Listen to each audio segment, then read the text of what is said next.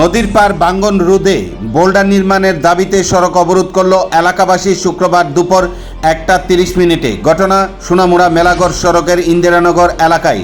ঘটনা বিবরণে জানা যায়, মেলাগড় পৌর পরিষদের অন্তর্গত ইন্দিরানগর 8 নং ওয়ার্ডের গোমতী নদীর তীরবর্তী বাসিন্দারা নদীর পার ভাঙ্গনে রীতিমতো চিন্তিত।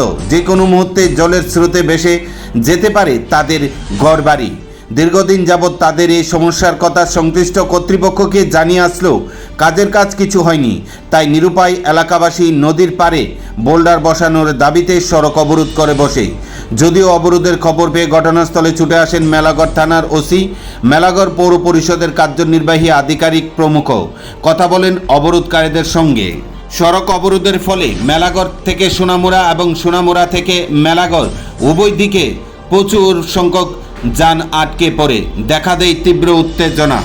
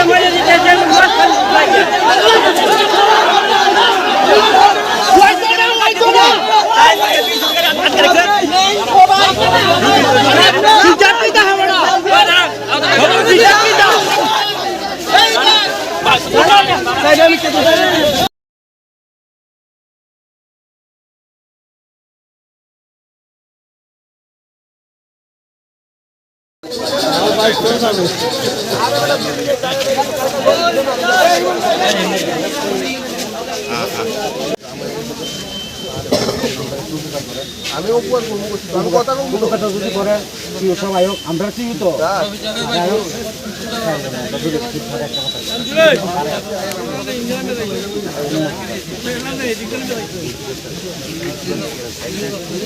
স্যার আমাদের ক্যামেরা লাগিয়ে এলে কি করছি এই ক্যামেরা করলে সবাই লাগা করব আমি কি কথা বলবো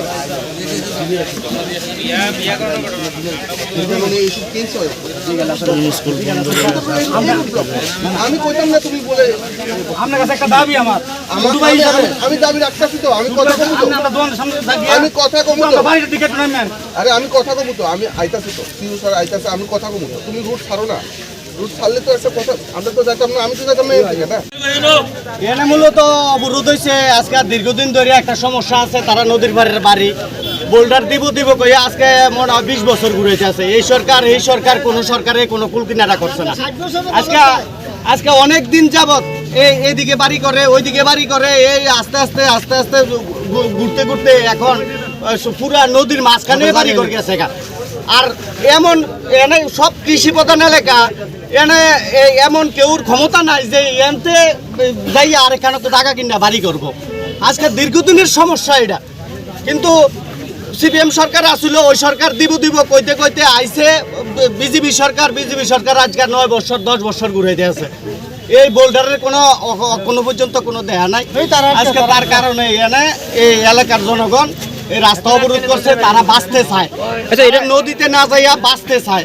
এটা একটু বাঁচানোর ব্যবস্থা আপনার মাধ্যমে আধিকারিকদের কাছে পৌঁছাইয়া দেন, যেহেতু অতি সত্বর এই বোল্ডার দিয়ে এনের এই লোকগুলাকে এই নদীর গড়তে যাওয়ার থেকে বাঁচাইতে পারে। আপনার কাছে বিনীত অনুরোধ, আপনারা উপরের আধিকারিকের কাছে এটা পৌঁছাইয়া দেন, যাতে এই এলাকার লোকজন সুস্থভাবে বাঁচতে পারে।